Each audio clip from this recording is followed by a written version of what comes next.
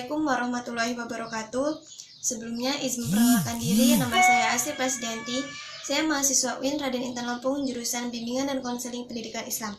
Baiklah, di sini saya akan mempresentasikan tentang mata kuliah isu-isu BK dan permasalahan komunitas, yang dimana mata kuliah ini diampu oleh Ibu Sri Murni.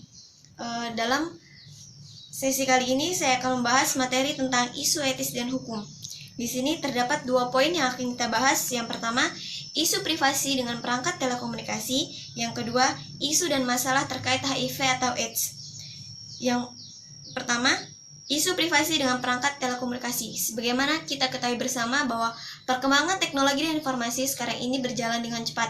Jadi, kita dapat mengakses informasi tentang pemerintahan, hukum, ekonomi, pendidikan, dan lain sebagainya dengan mudah. Tetapi di lain sisi, ada oknum tidak bertanggung jawab yang dapat menggunakan data pribadi kita secara semena-mena. Contoh dari isu privasi menggunakan perangkat telekomunikasi, yang pertama yaitu penyadapan. Misalnya, ada 2 orang yang sedang melakukan komunikasi, maka pihak ketiga akan menyadap pembicaraan mereka atau informasi dari kedua belah pihak itu. Yang kedua yaitu blackmail. Blackmail di sini sama dengan teror, di mana korbannya akan selalu diteror, dikirimi pesan singkat, atau bahkan diancam. Yang ketiga yaitu penyebaran rumor. Penyebaran rumor sama dengan penyebaran berita bohong. Belum tentu rumor yang berlaku di masyarakat atau yang menyebar di masyarakat itu sesuai dengan keadaan dari korbannya. Yang keempat yaitu propaganda. Propaganda di sini sama dengan pengalihan pola pikir. Misalnya ada suatu oknum yang tidak suka terhadap suatu lembaga, maka oknum tersebut akan mengubah pola pikir orang yang mempercayai lembaga tersebut. Yang kelima yaitu penyalahgunaan informasi. Misalnya ada suatu orang atau individu yang menggagas tentang idenya, tentang pendapatnya, maka ada oknum yang menyalahgunakan gagasan atau ide orang tersebut. Yang kelima yaitu pemalsuan identitas.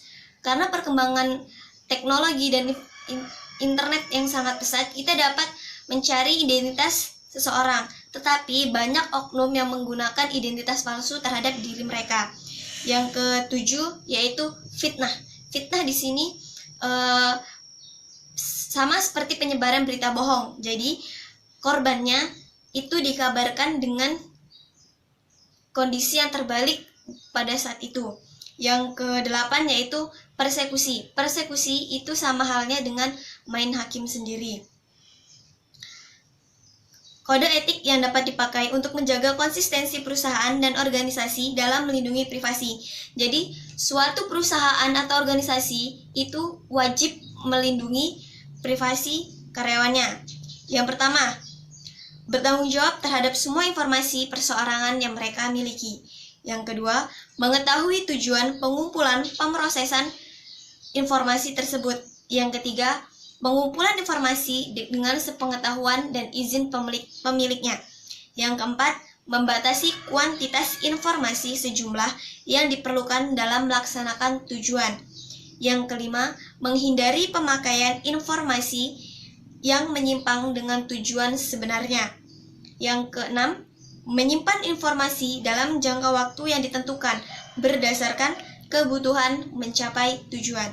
Yang ketujuh, memastikan informasi tersebut akurat, lengkap, dan terkini. Yang kedelapan, menjaga atau melindungi informasi tersebut dengan sebaik-baiknya. Kesembilan, bersifat terbuka dalam kebijakan dan prakteknya. Kesepuluh, mengizinkan subjek data untuk mengakses data miliknya serta mengubahnya bila diperlukan. Oke, kita masuk ke poin yang kedua, yaitu isu dan masalah terkait HIV atau AIDS. Yang pertama, isu terkait HIV/AIDS. Jadi, isu di sini merupakan anggapan-anggapan masyarakat terhadap penyakit HIV/AIDS. Anggapan di sini antara lain yang pertama, masyarakat selalu menganggap bahwa penyakit HIV/AIDS merupakan azab bagi korbannya atau penderitanya.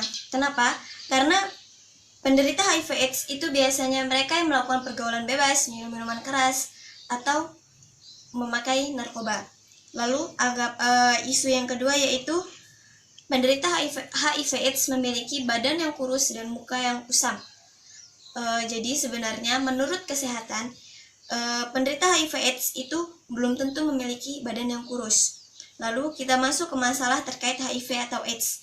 Jadi masalah terkait HIV atau AIDS itu ada dua. Yang pertama masalah kesehatan, lalu masalah sosial.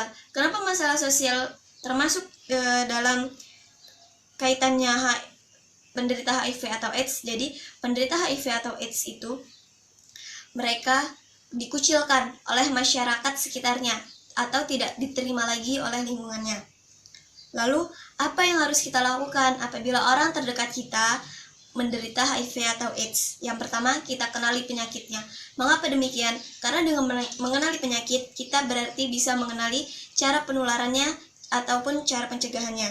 Yang kedua, ajak mereka bicara. Penderita HIV atau AIDS harus selalu kita ajak bicara, harus selalu kita support, harus selalu kita dukung, sehingga mereka merasa bahwa kita selalu ada untuk mereka. Yang ketiga, biarkan mereka tetap aktif terlibat dalam rutinitas hariannya. Jadi penderita HIV/AIDS harus selalu mendapat dukungan dari kita. Biarkan mereka melakukan aktivitasnya secara di luar, tetapi aktivitas yang tetap baik tentunya. Yang keempat yaitu membantu mereka agar tetap optimis. Kita harus selalu memberikan semangat untuk mereka agar mereka tidak mudah putus asa, mereka tidak kecil diri, dan yang paling mengerikan, mereka tidak bunuh diri. Yang terakhir yaitu memberikan semangat untuk melakukan aktivitas di luar. Jadi, penderita HIV/AIDS harus bisa memiliki tempat yang sama seperti manusia-manusia normal pada umumnya. Jadi mereka masih bisa melakukan aktivitas di luar, sehingga kita harus tetap memberikan mereka semangat agar mereka bisa melakukan aktivitas mereka di luar. Oke, baiklah.